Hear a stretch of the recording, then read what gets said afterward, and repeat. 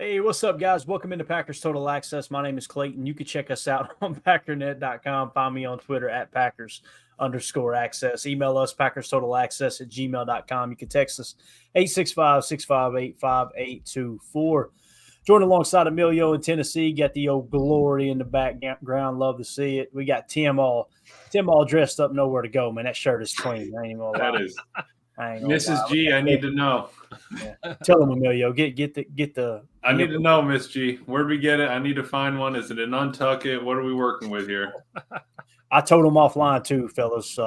If I tried to pull off a shirt that snug, I'd look like Rosie O'Donnell. It just wouldn't happen, man. I'm just telling you right now, it would not happen. But Jacob, what are you doing, man? You come skating in here at the last second, bro.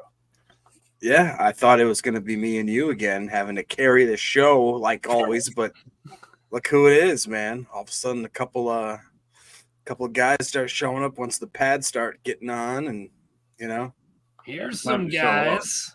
Here's some guys.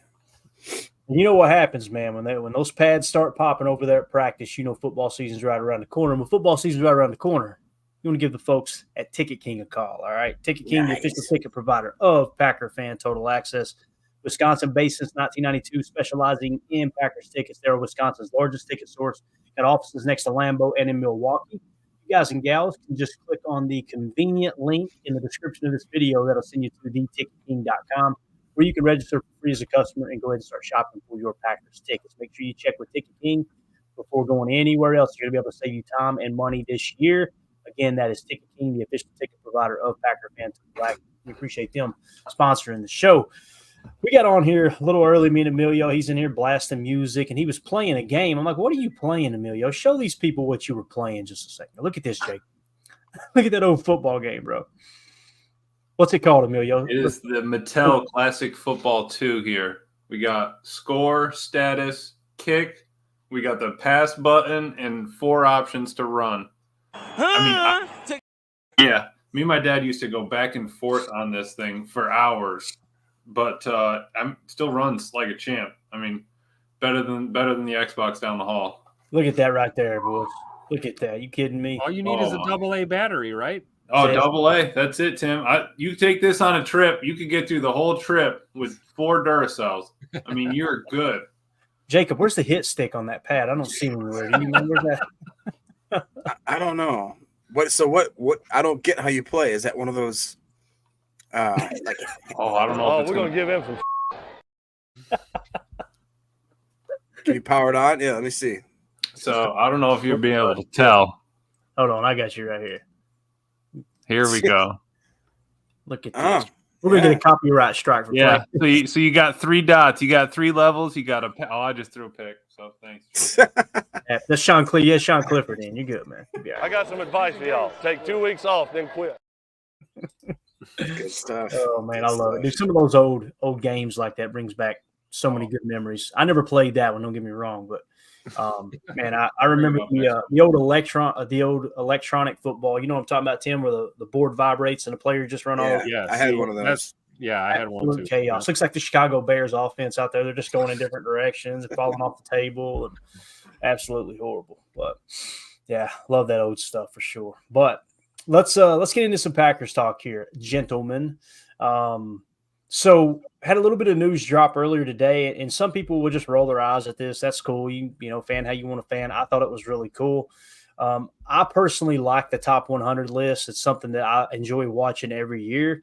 Some of you may or may not have ever tuned into it, but basically what they do is players from around the league, they have ballots to fill out. And the players decide who are the top 100 players in the game today. And typically, if a team's fan base doesn't have many people on it, they just joke and talk about how it means absolutely nothing. And then, of course, when you got a bunch of people on it, it's the greatest thing since sliced bread. But this was really cool, man. We talked earlier today, me and Jacob did, about this, first 9 games and then games 9 through 19, how it was just night and day for Jordan Love, and he completely turned the season around, all that, right? Well, for those that are just saying it was just one half a season and he wasn't as good as you think he was, check this out. He lands number 34 on the top 100 from NFL Network this year. Number 34.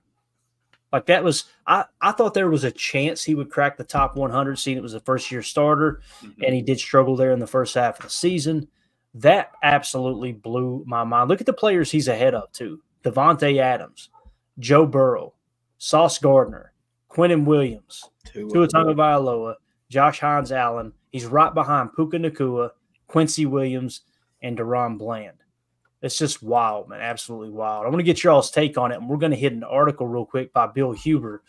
Bill Huber says in a tweet, he says, Jordan Love is ahead of a bunch of veteran quarterbacks on the NFL's annual top 100 list. And this, of course, we'll just dive into the article. What do you guys think about that, though, Jordan Love being number 34 on this list? We'll go around the horn with it. I don't care who goes first.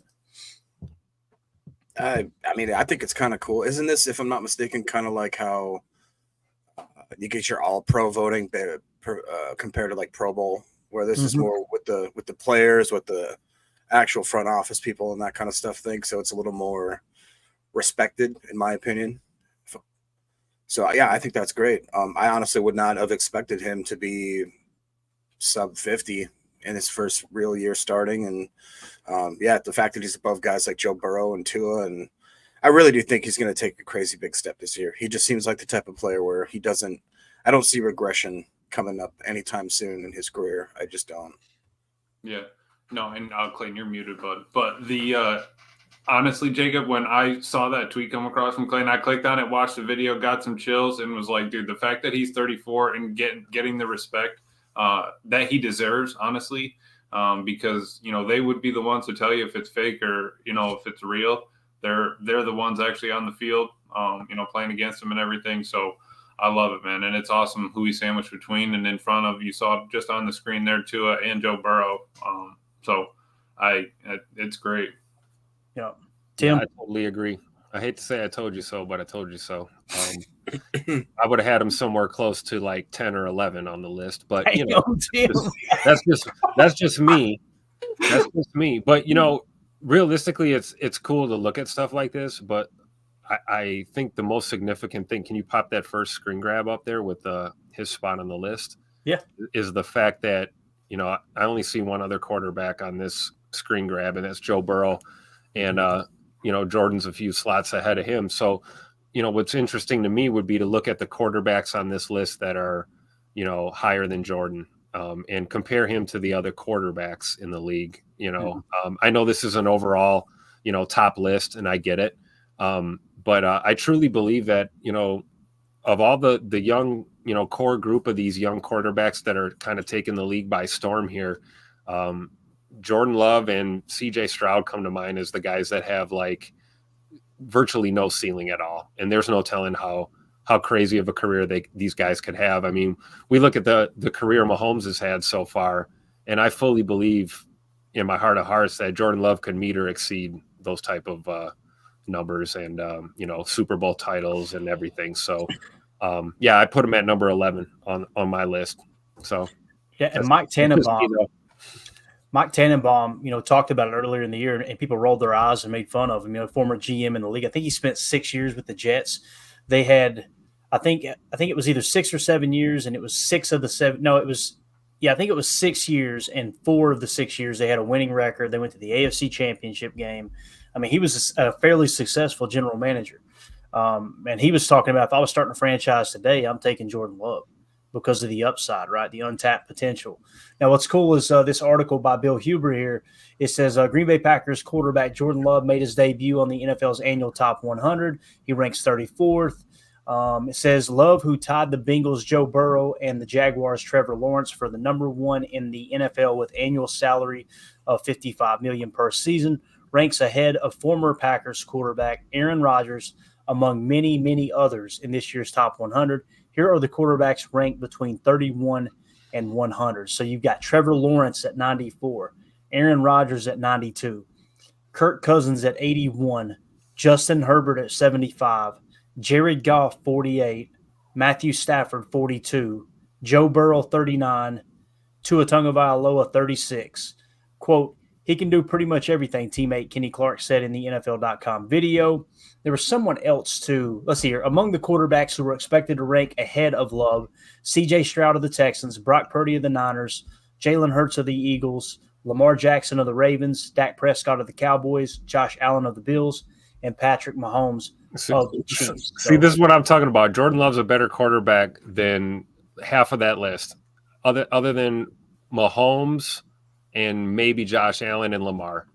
I'll take Jordan Love over Jalen Hurts. I'll take him over Dak Prescott. I'll take him over Brock Purdy, and I'll certainly take him over C.J. Stroud. Call me a homer. I don't care. Everybody drive home safe. Thanks for coming to the show. Emilio said, thanks, Tim. No, I said I like to take Tim. I do. Thanks. No, it's true. I feel like it is true. CJ Stroud gets a lot of love. So I'm just waiting for a little bit of that to bounce back towards our man. Yeah, definitely. Let's see. Your Chicago Bears linebacker TJ Edwards got to see love in the first game of last season as well as the last game. Quote, he was moving us with his eyes, Edwards said in the NFL.com video. He was doing things top quarterbacks do. He can make every throw and escape from the pocket. For a younger guy, he manages the game well. Let's see what else it says. I think anytime you have your starting quarterback out there, that's very important, not only for the operation of the offense, but for the morale of the offense of the whole and the team. Offensive coordinator Adam Sinovich said on Monday, you can see guys rallying around him and just respond to his presence. So it's great to have him back. So, I mean, obviously that was all over the scouting report that Jordan Love was a natural born leader. I just think it's absolutely freaking awesome that he's ahead of some of those quarterbacks right there. Again, I expected him lower on the list, but what did it say? Pull it back up there. I missed it. So Tim's got the button down on. He's standing on business. Hey, I said it before. I'll say it again. You dress for the job you want, not the job you have. Right? That's right, Tim. That's right. That's right, Tim. I think the same person that was quoted said that also said, "Cream will rise to the top." Oh yeah. So there you go. I thought that was cool. We'd hit on it real quick. The top 100, Jordan Love cracking into that. Now we had a bunch of pressers earlier today. Jacob, you want to add anything to that? Did we get your take on that at all, man? Do you feel like how do you feel about that? Him being in 34 spot? Yeah, we talked about it. I just can't tell if Tim is going to win the Wes Hodkowitz lookalike contest or if he's going to about to do my taxes. Hey, Tim, my man. Take it easy. Take it easy. Got him. All right, let's see what we got here. Jeff Hafley today spoke to the media, and I'm just telling you guys, he absolutely crushed it. Did you guys get a chance to hear any of this? I did. He's awesome, dude. So what do we always talk about? Pressure, pick, coverage, sacks, right? We always talk about that. And typically if somebody gets an interception, they're the hero, and people don't slow down to take their eyes off the ball and see what actually happened on the play, what forced the throw, on and on and on. He kind of hits on that right here with this clip. I put Green Bay Packers defensive coordinator Jeff Hafley explains how pressures lead to picks and the importance of everyone on defense doing their job. Here we go. Right now, Evan's got the 3 picks. Everybody else has 1 or 2. Is there something about your defense that puts those guys in position to make those plays? He was asked about Evan Williams. Well, I think in our defense, you can look at the guys having the interceptions right now, but I think it all starts up front with the rush, right? When you get a rush and you're aggressive up front and the quarterback can't throw in rhythm, or we tip a ball, or we get our hand up, or we're disruptive and they're in the right place at the right time, I think it's a combination of rush plus coverage. And Evan seems to be in the right place a lot right now. So hopefully he continues to do that. But I do believe that, and I tell the defense all the time when I show turnovers to start every single meeting, because it is the most important thing. And I show it in front of the whole defense, and it's not just rewarding the guy who intercepted the ball. It's why was the ball intercepted? And you turn on the tight copy, and it's because the 3 technique got pushed and he got his hand up and the quarterback had to change his arm angle, right? Or the quarterback had to step up in the pocket and, throw off balance. Like, those are the things that tie in. And I think everybody needs to understand that. Milio. Speaking that language right there, Coach. Man, I nerd out over this stuff, dude. Absolutely. I mean, it's all one unit, right? We can't just have 99 cover corners and not get any rush, or else we're going to be toast after the first quarter because they're going to be exhausted. So it's all going to come together as playing as one, and I think he's preaching that. I like that he brings all those to the forefront of their mind every morning. We start it. Let's figure out a couple of turnovers. Here's a fumble. Here's 2 picks. what else can we do? Even on a fumble, you got the same sort of thing. Maybe you got push inside, the back had to bounce it outside, the backer had a better line on him, and then the nickel came in and punched it or something. So I like that he's just kind of beating it into their head sort of thing. Yeah. I love what he said about Evan Williams. So he kind of curbed the enthusiasm there a little bit because you don't want rookies to get too big of a head, right? And then, of course, Paul Brettel tweeted this out earlier today, too. He said, back in April, longtime Packers scout Sam Seal described Evan Williams as, quote, instinctive and, quote, around the ball. We are seeing that in camp with Williams having 3 interceptions in 6 days. A pick a day makes the bad feelings go away was evidently the quote that someone used. Might have been Evan, I'm not sure. Mm-hmm. But so definitely want to show him some love there because, again, he's making plays. But I love how Hafley said it like he just kind of grinned like, we'll see if he keeps doing it, but he's kind of in the right place at the right time right now because the defense is absolutely humming. So, Tim, Jacob, you got anything you want to add to that? What he said there, man? It's just a breath of fresh air hearing people kind of talk about defense at this angle for sure. Oh, I'm fired up, man. I'm more excited about this defense than anything else. I mean, I feel like our offense is going to take steps forward, like we all predict. But this new regime in Green Bay on the defensive side of the ball is something to be marveled at, honestly. And I really respect Coach Half's approach, just how he works with the guys and also, scheme wise as well, which we'll get to see more of as we, get closer to the real deal football here coming up in September. But yeah, man, this is just a breath of fresh air. You hit it on the head, Clayton. This is great. I love it. Definitely. Smitty in the chat said Hafley's presser was amazing. Loved his part on Gary's leadership. Matter of fact, that's what we're going to play right now. That's a perfect segue. Look at you marking that, Jacob. Man, you on anything you want to add before we hit that, Jacob? No, I'll touch maybe on it after. All right, here we go. This was Jeff Hafley. He was asked about Rashan Gary and what he kind of means to this defense. This might have been my favorite quote of the day, or this favorite segment of the day, was just him talking about Gary. Leadership isn't appointed, it's taken, right? In every aspect of whether it's business, sports, life, whatever. Anyone who's waiting to be appointed a leader, you're not really a leader. Leaders are the ones who take the bull by the freaking horns, and that's what Gary does. But here he is talking about Rashan Gary. What have you thought of the start that Rashan has been off to, and now seeing him actually in your scheme and what he's doing out there? Hey, he's disruptive. What you don't really find out is how hard these guys practice until you get them live. And when you see him get off the ball and you see his intensity and you see his acceleration and you see how disruptive he can be, that's a credit to him. And I know he's bought in, and I know Rebs and Coach VO have done a really good job in that room. But then you see the leadership. I mean, there was an instance in practice where, he thought we should be even more intense, and he asked if he could grab the group. And I just looked at him. I said, yeah. I mean, definitely take ownership. And if you don't like something, do something about it. And he did, and the intensity picked up. And that's something that you guys might not see, but I think it's important to note when your best players are your best leaders and they expect to practice and be great every day, that's special. So I appreciate that from him. Jacob, you have the floor, sir. How awesome is that, man? Yeah, that was super awesome. And like you talked about, Hafley seems really good at deflecting praise, and anytime there's any sort of good stuff to be said, he makes sure that he quickly diverts it to someone else or a position group. One thing that I noticed about him when they were asking him specifically, they were like, hey, how's Jair and Stokes doing in that cornerback battle?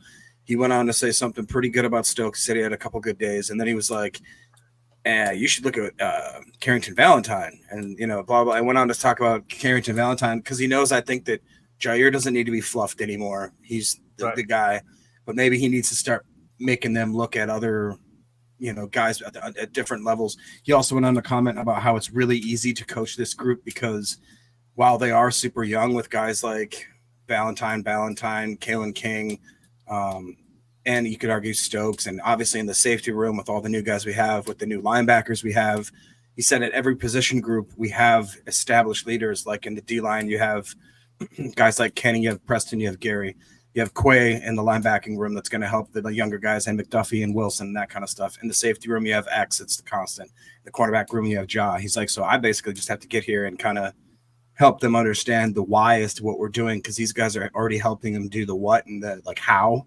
So it's really cool. Like he just seems like he's got these guys excited, and he knows that they're bought in. He's not even afraid to say that, which I think is kind of cool too, because he's like, everybody's bought in. Like they completely believe in what we're doing, and that's half the battle, I believe, to get grown men to really, come on, rah, guys, everybody on the bus, we're gonna sing the same songs. Yeah, it's good. Completely agree, man. Yeah. Oh, that's it. Because even the rah, Jacob, also bringing that to practice. I know that Matt was talking about it with, the scuffle and everything, but to be able to bring that energy to work every day, that's something that is, embedded in them and sort of preached rather than, anything other than that. But when the players bring the energy, that's when it makes all the difference. That's when you get, those big plays. You get everyone hyping each other up. You get Rashan screaming at the third stringers because they made a big play. So all that is, the aspect within the team building. So it's great. So true. I mean, he said that from day one, that he, just wanted to put guys in a position to be successful and not give them too much on their plate, not too much to think about and diagnose. Just go out there and be in the best position to make a play. And he's leading by example right now. We're already seeing it, a couple weeks into camp here. This is great. Yeah. Ron Samble says Hafley seems to really focus on what guys' strengths are. That's a great way to construct the team. Absolutely agree. Chris Ian says, don't sleep on Ballantyne. He's our cornerback too in the waiting. I just hate his age, Chris. Like he's already 29 years old. It's like, I agree with you. I think he could arguably be the second best corner on this team.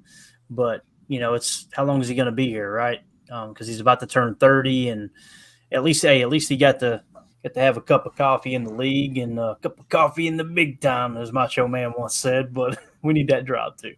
But I agree with Chris though. Like if Stokes has another setback or something, I mean, you got to think Ballantyne's going to be next man up there for CB2. Right. And he Hafley kind of talked about it, being able to rotate them all in at a spot, even if one of them's not a starter day one, or, he doesn't even know who's going to be the starter. But if we can find a role for them, rotate them in, and they have that specific role within this team that they excel at, perfect. Keep them on the team. Everybody gets a spot. Let's roll.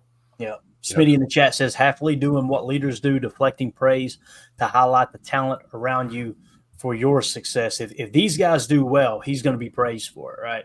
And it's just getting those guys, keeping them motivated, keeping them in the right position to do what they need to do. I don't know what you got planned for the rest of the show, Clayton, but if there is, by chance, if we have some time to kill, I sent you an article of somebody that did their basically a way too early 53-man roster right now.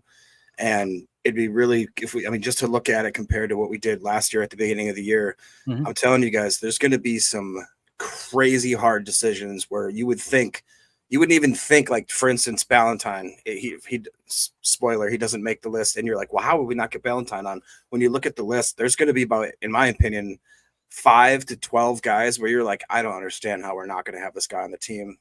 And it's really going to be a hard decision. So I don't know what we have going on for the rest of the episode, but at some point this week, we should look at that and just kind of try to dissect it, because I don't think people understand how hard the decisions are going to be this year. It's going to be crazy. You scared me. You said, I don't know what you got planned for the rest of the show. I thought you were going to suggest we go to C-SPAN or something. I didn't know what was going on there for a second.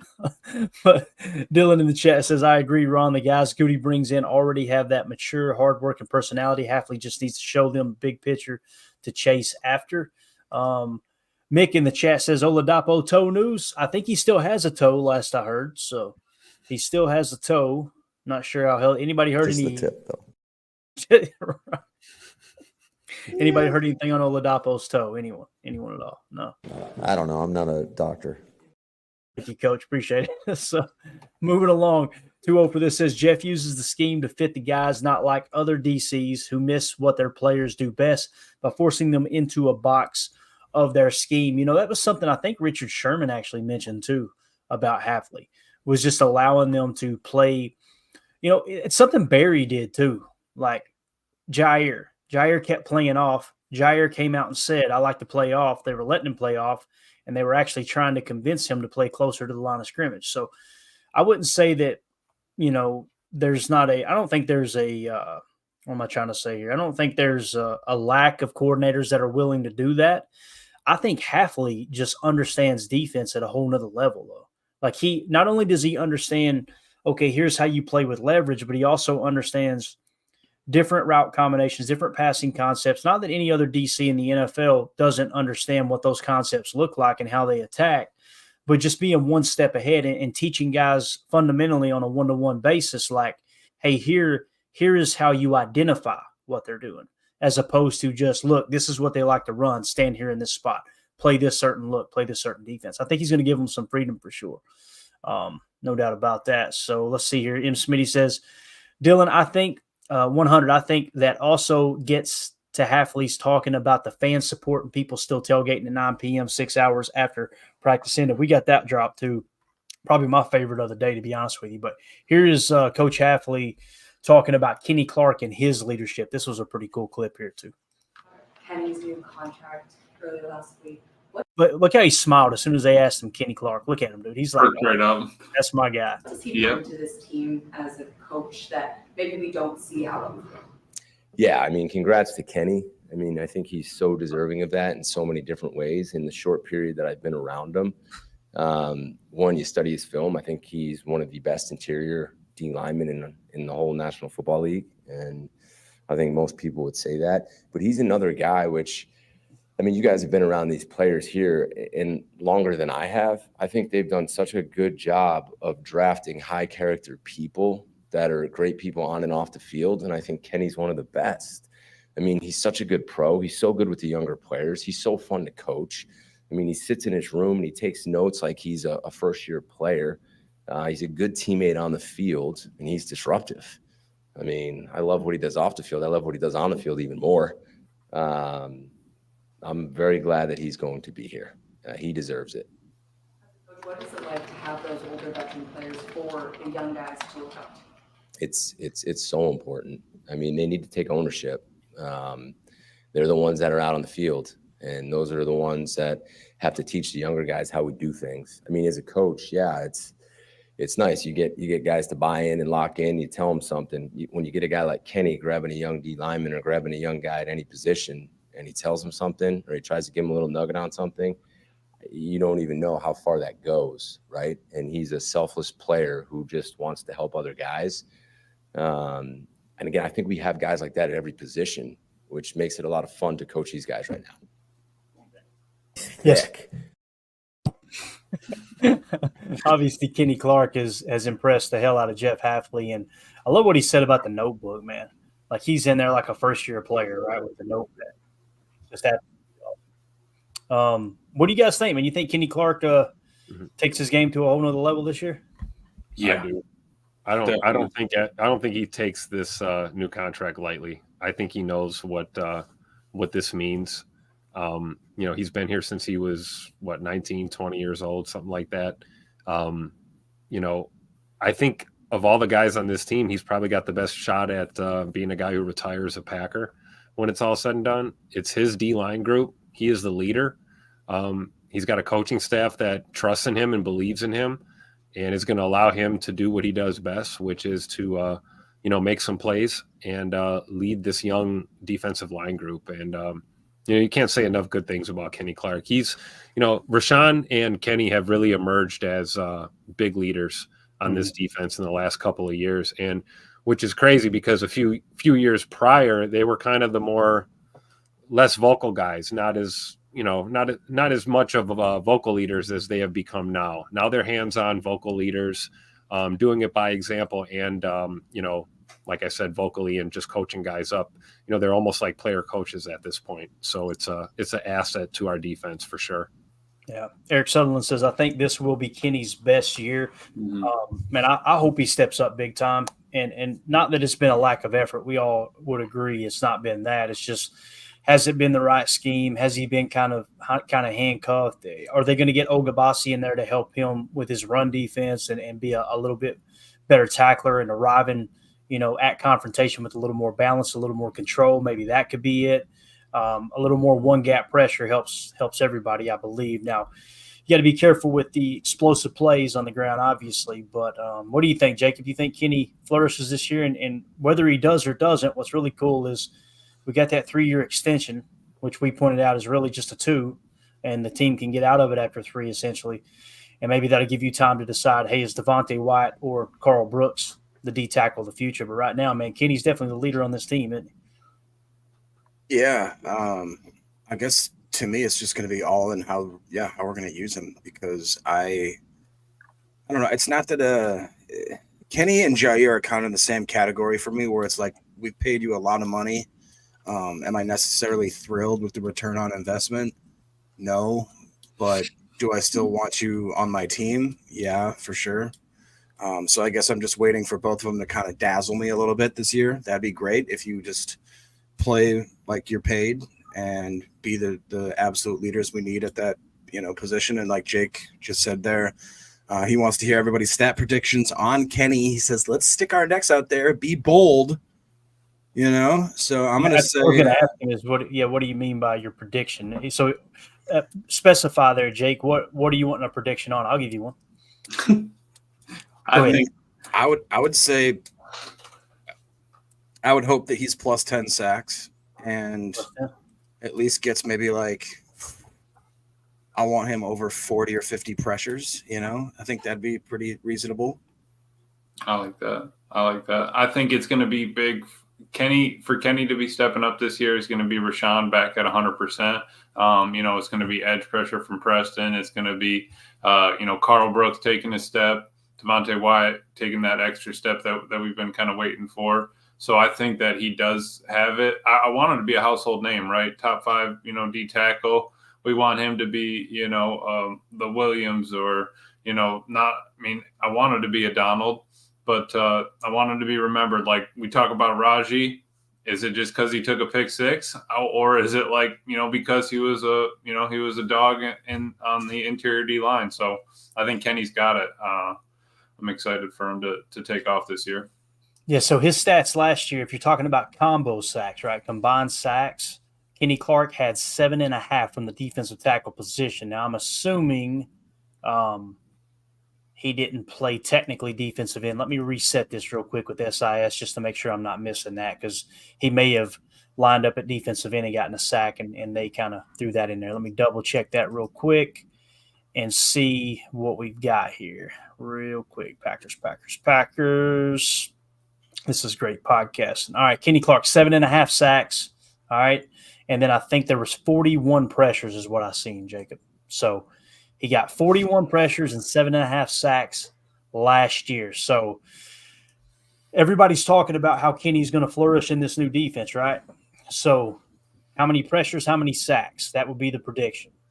I'm going to say one gap. If he's healthy, that's the other thing that comes into play, too. That's why I don't like predictions. Well, I tell you what, he ends up with 12.5 sacks. It's on like Donkey Kong. You know what I'm saying? Mm-hmm. I'm going to say 9.5 sacks. All right. 9.5 sacks, and I'm going to say 45 pressures. All right. We need somebody to keep up this for us, too. So anybody wants to write this down. But what's everybody else? So I said 9.5 sacks and 45 pressures. What do you have, Jacob? Yeah, I said what I say. Oh, plus 10 sacks. I said like him somewhere between 40 and 50 pressures. I would love like 10 or plus tackles for loss. And then if he had anywhere from a PFF grade from a 75 up, I'd be like, yo, okay, cool. Mm-hmm. All right, so that's cool. You said 10 plus sacks. Yep. How many pressures? 40 to 50 pressures. So 10 plus tackles for loss. And such a wide range. 75. 40 to 50. Somewhere between 70 and 100 tackles for a loss. I catch a niner in there. Or? Hey, I'm gonna put 40 pressures. Okay, Tim, what do you got, big dog? I'm actually pretty close to Jacob here on this one. I'm gonna say 10.5 sacks, and I'm gonna go with you, Clayton. I'm gonna agree 45 pressures.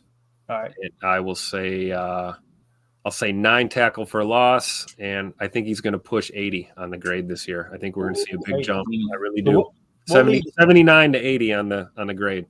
We'll leave the tackle for loss out, and let's just go 80 grade for Tim. Jacob, what'd you say? 70? What'd you say? 75 plus? 75 plus. That'd be good. All right, so we're 75, and then for me, I'm going to say a PFF grade of 77. All right. That's a Emilio, good you're point. up. Here's Jake's reference. Never mind. You can't look at that yet, Emilio. Make your guess. My guess was going to be, I was going to say maybe go a little lighter on the sacks. I was going to say 8.5, but heavy on the pressures, like 55 maybe. My man. And then for what was the other one we were going to do? Grade, I would say I want them 78, 79 at least. Yeah, I guess I'll go with 78. All right, 78. Right. So Shavink says here for reference, Kenny's best numbers at each: 64 pressures in 2021, 7.5 sacks last year, 9 tackles for loss 2023 and 2019, and in 2018 he had his best defensive grade of a 90.2. I love that. Can I add something else to this too that nobody's really talking about with Kenny is availability. We always say you can't make the club in the tub. Don't quote me on this. I'm doing a little research, but it looks like since 2020, Kenny Clark has missed 4 games. Yeah. Four games since 2020. So, just sheer availability, helping us get off the field on third downs. I mean, this is what this guy does. And we can't overshadow that. We can talk about, predictions all we want, but the guy's available. And I fully believe he's probably going to play all 17 games this year and well into the playoffs. So availability is clutch, man. Yeah. And what I was getting at is like, I maybe his PFF grade will go up just a touch, but I don't see the productivity like going crazy other than the sack total, because when we're facing base personnel, 21 and 12 personnel, in some cases 13, we're no longer going to be in that 34 jam playing 2 gap. We'll be in a 4-3 front, whether it's an over, under, even, whatever, and he'll be playing 1 gap. I think it might net him a couple extra sacks on the year. So we'll see how that goes. Jake also goes on and says, would love to see Clark get that missed tackle rate back down to where it was in the first 3 years. That's going to be crucial for the run defense. There's no doubt about it, man. No doubt about that. And most of the time, those missed tackles, too, what's crazy is that was in 1 gap situations where he just split the blockers, got in the backfield quick, running back made a move, and he just whiffed, right? So, I don't know. Maybe he'll be more comfortable with this, but that's a good conversation, man. I really enjoyed that.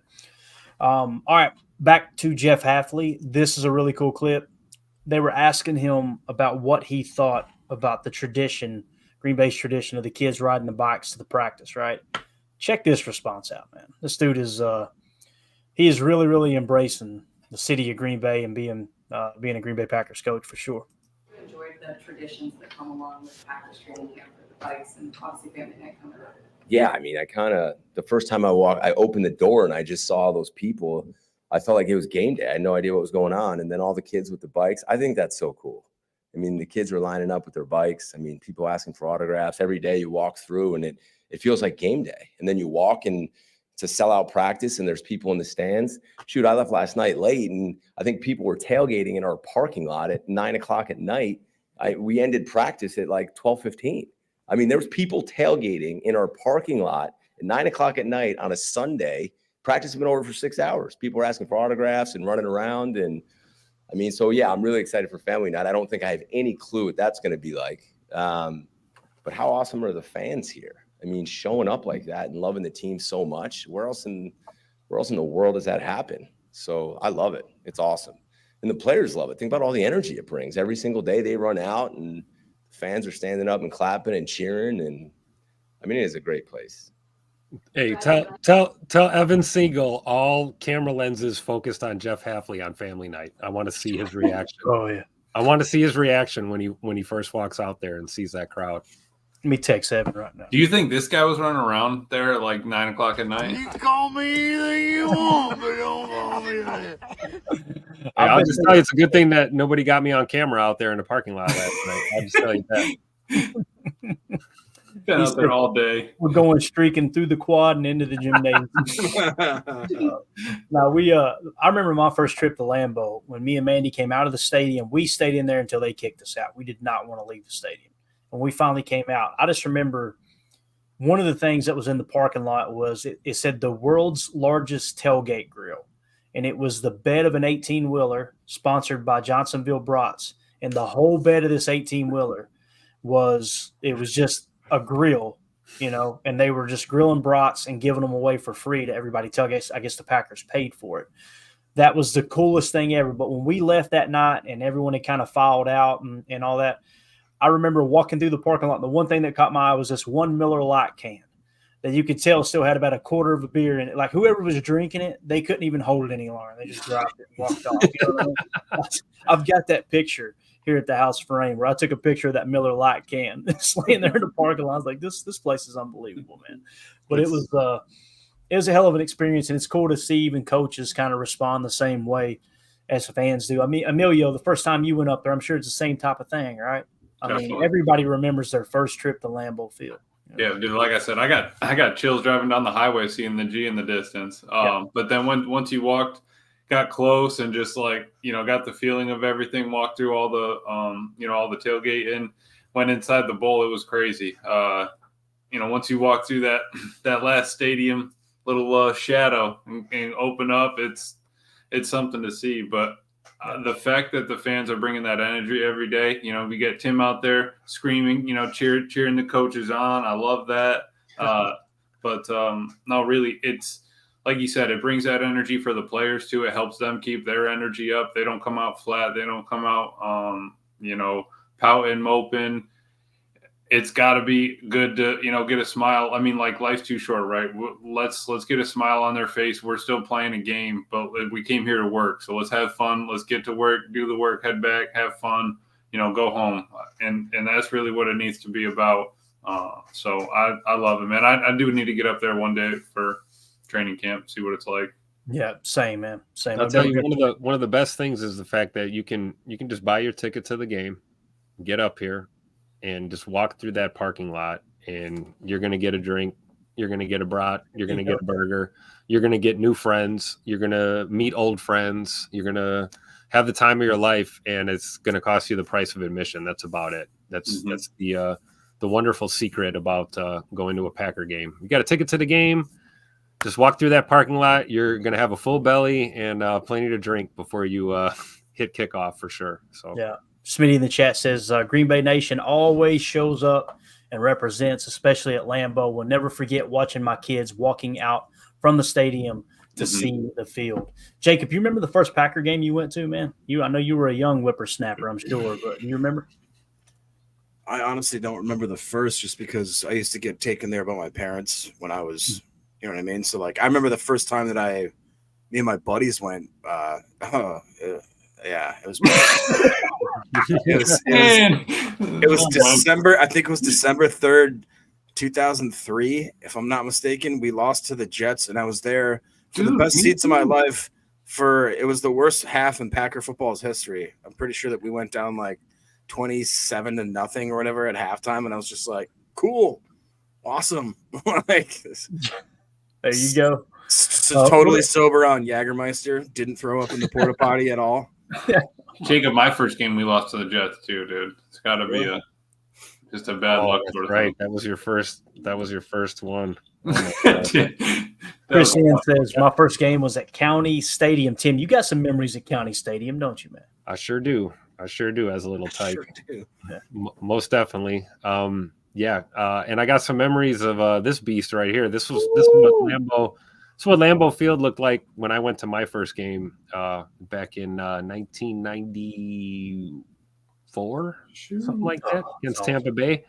Yeah, the Green Monster, the old Lambeau. Gotta love it.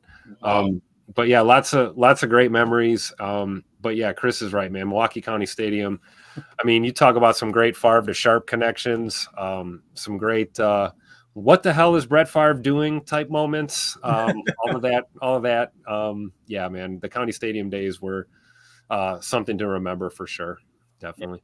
Chewy in the chat says drinking that warm flat beer at County Stadium. That's right. And you got to get that hot dog with that secret stadium sauce too, man. That was clutch always. Dude, yeah. Well, I mean, I had the ones at Lambeau. I had 3 of those things. That was the only thing getting me through the game. Too old for this set of here. I mean, you got to watch them, and then you heard after the game, the JETS, Jets, and then sauce threw the cheese head on. Yeah, no, That was a tough game. We don't need any reminders. Ugh. My first Packer game was, I think it was 03 or 04. I get the years mixed up, but it was Packers Bears. It was the alumni game, so they had all the old school Packers sitting on a bench down next to the field. Really cool.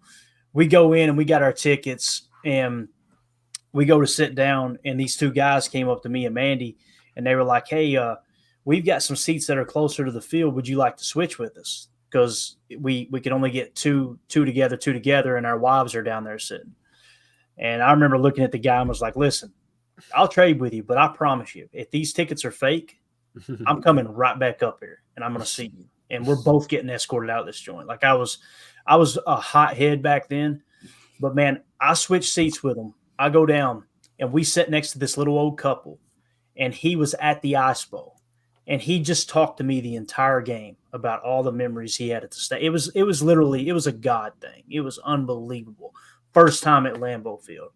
Opening drive, Packers drive straight down the field. Just running it right down the Bears' throats. This was Amon Green and Brett Favre, and it was just unbelievable. Get down inside, I think it was the 10-yard line, running play to the right. Brian Urlacher rips the ball out of Amon Green's. Somebody rips the ball out of Amon Green's hands. They returned it for a touchdown. I'll never forget. I looked up, and these two drunk guys next to me went. They were like sitting back from us. They went, "Well, we got that out of the way." It was like the first drive of the game. It was all, but everybody still had a great time. It was just unbelievable. The other thing too is like where we parked. For one of the first things we did when we got into Green Bay, we went to Alloway and went over and seen Curly Lambeau's grave, put a little green and gold football on his grave, and all that. And when we came to park, I was trying to find a place to park, and there was a house there, and they had like parking, $15, $20, whatever it was. So I pulled up there. I was like, "You got some spots?" They said, "Yeah, absolutely." So paid it, pulled in, parked. He said, "Listen, we're going to be tailgating. The door will be unlocked all day. If you need to use the restroom, go in, help yourself." I was just like, "What is this place? This is unbelievable, man." It was just, and I'm not sure if anybody would do that today, but it was just, that was the whole experience for me. People were, like Tim said, you couldn't walk through the parking lot without someone offering you food, drinks. Yep. It's just like one big family. I feel like they're very respectful to away fans as well, and I take pride in it. I really do. That's something league wide we hear a lot. A lot of opposing fans say that about their experiences at Lambeau.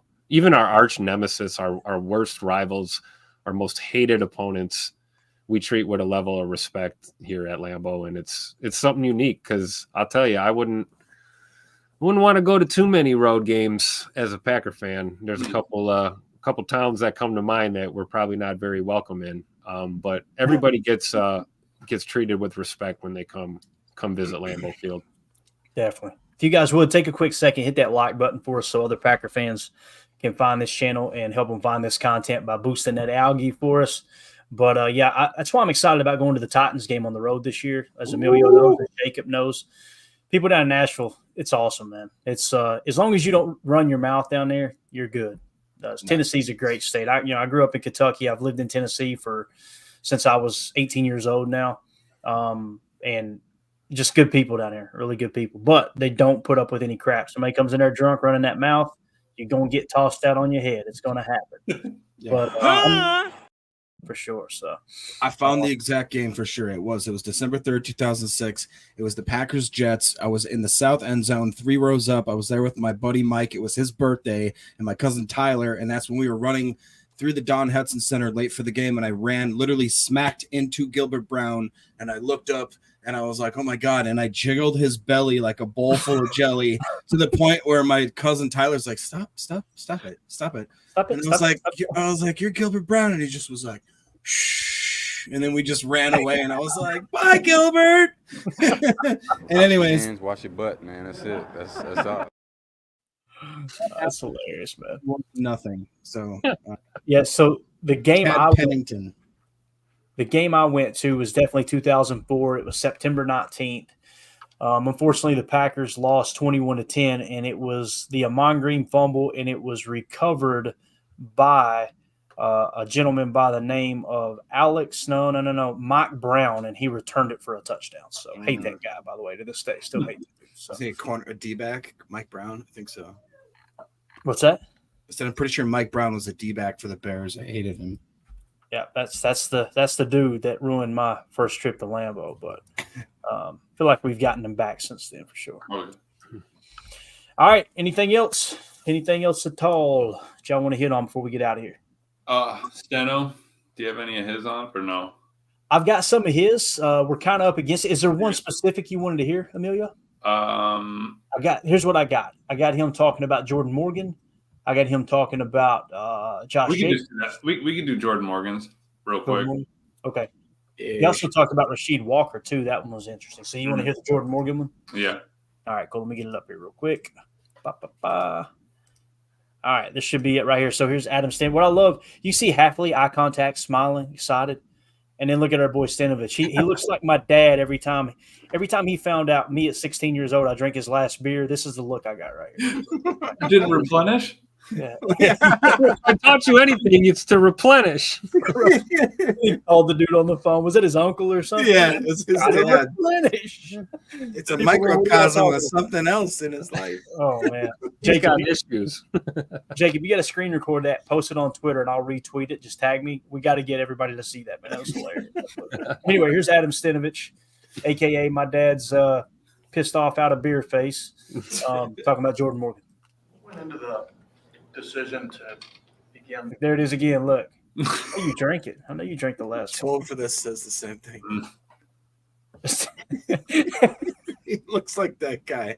2-0 for this says Steno has a movie coming out soon called Despicable Me 4. Morgan at guard, and do you think you're going to keep him there for most of camp?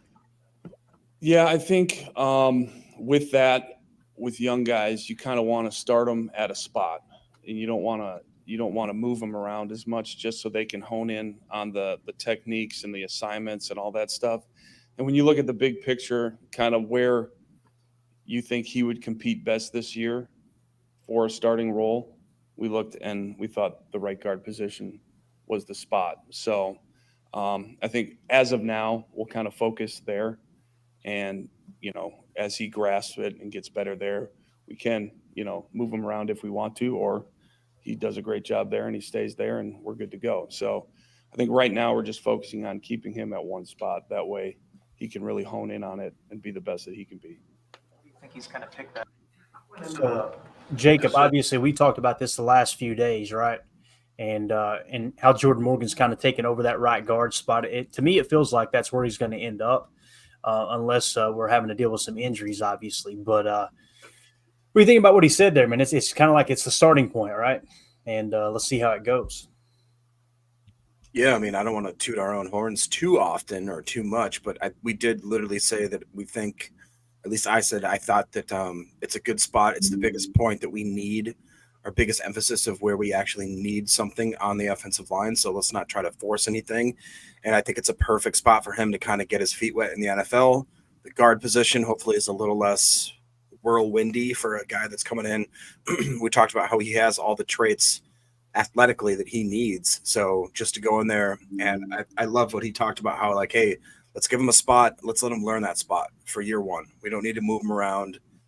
He doesn't need to learn how to do although in the future, maybe one of the best attributes he has to offer this team is that he can be versatile. Let's just make sure that he has right guard figured out, solidified as we go into week one.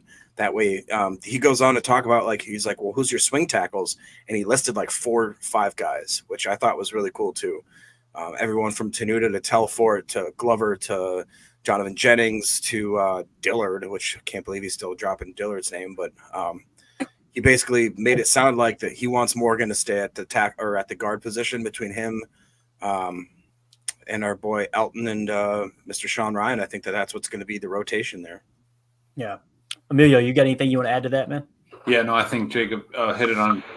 Let's get him solid at right guard, let him roll. But that also gets me excited because he said that what chance did he have to start, right away? What chance did he have to, be in a starting battle to move forward? Which means that they're confident in Rasheed at, left tackle, Eldon at left guard, Myers at center, and Zach Tom at right tackle. So the only opening for a battle for, first round pick is going to be at right guard, which I'm totally fine with. Yeah, he did play left tackle, left guard, right tackle, all over the line. Let's get him practice there.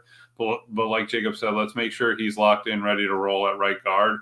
And then he can always grow from there. I mean, if a lot of guys come in to play from tackle to guard, and if he's got it, right? If his arms are short but he can still block, he's David Bakhtiari.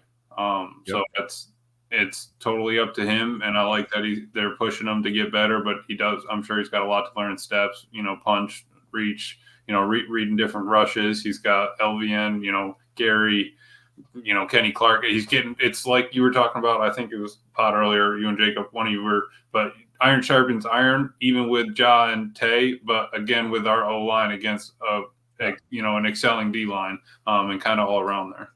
Yeah. Definitely. And, we were poking fun at Stenavich and everything. They say he looks like Gru from Despicable Me, but look at this cat right here at Michigan. Jeez. There's a guy. That's Stenavich. So, he was out there smacking people in the mouth. There's no doubt about it. Mm-hmm. So, what's that? Nothing. So you like his gloves? Is that what you said?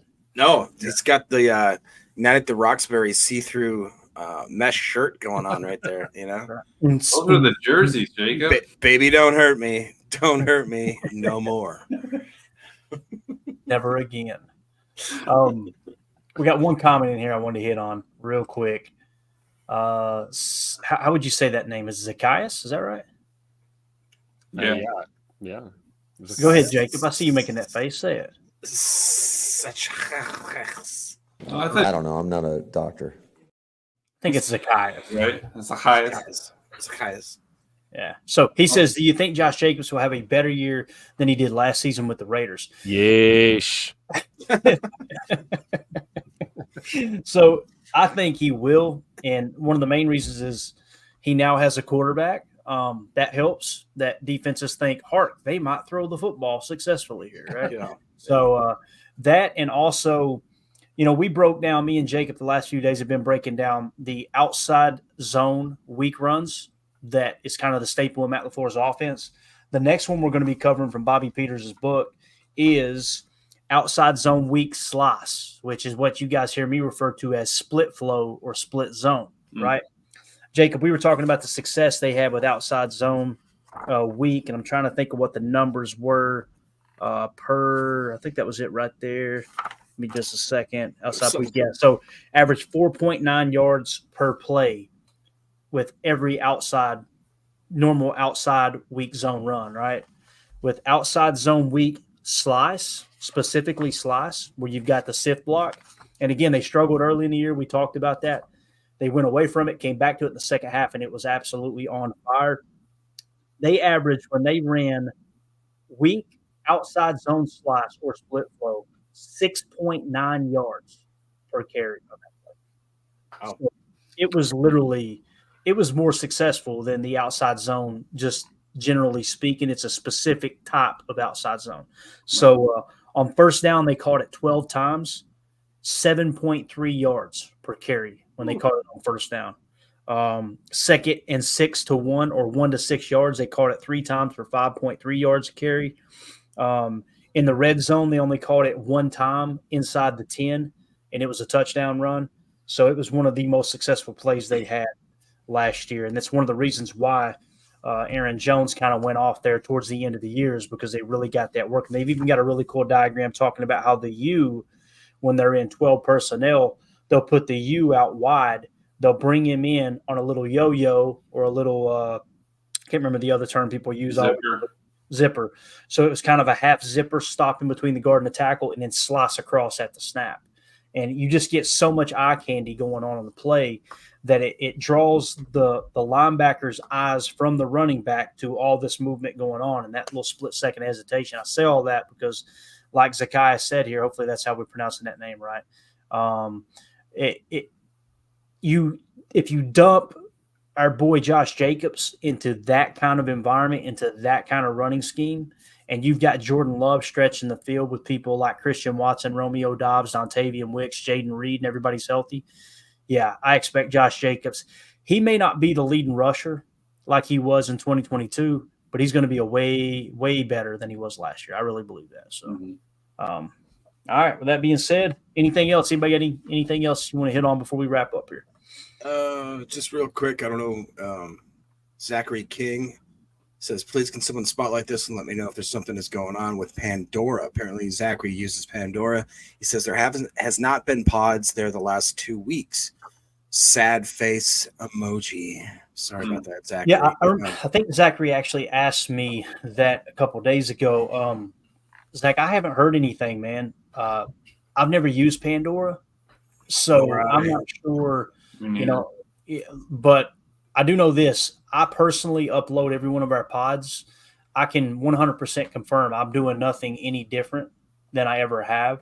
So I don't want to try to steer you away from your favorite platform, but there's a number of different platforms. The one I use is called Podcast Republic. It's an app, really, really smooth. I know a lot of people like to use Spotify. Yeah, that's what I use. But Podcast Republic is free. It's very easy to organize all your podcasts in. Maybe check it out. I'll ask Ryan Schlip, who obviously is the founder of Packernet Podcast. I'll see if he knows anything about Pandora, and we'll try to get you an answer. I got a job. Yeah. Or even Rumble, because Rumble could. I was at a moonlight for a while, man. Trying to get first. Rumble could even do that with. I'm pretty sure you can like pull it up, play it, and then play it in the background with your screen locked. Also, so that's an option. Got it. Yeah, like I said, Podcast Republic's smooth. No ads, no nothing. It's pretty awesome. So probably not what you want to hear, Zach, but that's the best thing we got. And I apologize for the background noise. I actually hit the remote and turned the TV on. So yeah, I'm surprised college football didn't start blast. Drum roll, right? Exactly. All right. Anything else, fellas? Anything at all? See you guys at practice tomorrow morning. Ooh, you heard it from a fan. You heard it from a fan. Tuesday morning, 10:30 a.m. Central Time. Practice will be underway at Ray Nitschke Field unless the weather drives them inside. But, Tim, what's the weather looking like tomorrow? Any idea, man? It's going to be hot. It's going to be a little hot and humid. What was it, Ollie off of Family Guy? It's going to rain. But some rain in the forecast, but I don't think anything crazy like we saw last week when it downpoured and it was like a monsoon out there during practice. But it should be a good week to go to camp. So if you haven't been up, get up while you can here Tuesday. It's going to be hot. Yeah, so you got practice tomorrow, practice Wednesday, practice Thursday, also Thursday night, the very first preseason game with the Hall of Fame game. And then no practice on Friday. Family night will be Saturday. Also on Saturday will be the Hall of Fame speeches, which will be a cool little ceremony to tune into, I'm sure, all over NFL Network, ESPN, all that good stuff. So, and then, of course, we're family night on Saturday. Then we're 1 week away from the very first preseason game. So there you go. With that being said, in the upper right, got a QR code there. You can scan that. That'll send you to our Patreon group. If you want to join our Patreon community, that'll get yourself entered into all the giveaways that we do, where we're giving away autographed memorabilia. The next giveaway we're going to be doing is going to be a copy of Take Your Eye Off the Ball 2.0 by Pat Kerwin. Mm-hmm. It's the perfect football book. Whether you've watched football for years or you're just now starting to watch football, there's a lot to be gleaned from it. It's the book that when people say, hey, I want to start learning about football, where do I start? Start there, because it's deep enough for people who already know the general concepts of football, but also it's not set up and written in a way that's like you can't understand it. Pat Kerwin does an excellent job with that. And then if you've read Take Your Eye Off the Ball 2.0, go to Gridiron Genius by Michael Lombardi. It's an unbelievable book. So good. With that being said, everyone in the chat says it is rigged. It is rigged. It is rigged. And then Professor Cake says, rigged majorly. All right. So this is the safe. We have the safest, most secure giveaways in the history of our great country. Okay. Just keep that in mind. So, all right. We're out. Boys, for those of you listening on the pod, thank you for making us a part of your day. As always, let's go out and be the change we want to see in the world. And as I think it was, who was it that said that actually? Tay Adams. Great advice, parting advice. Wash your hands, wash your butt, man. That's it. That's all. Wash your hands, wash your butt. Go out and be the change you want to see in the world, all right? Go Pack, go.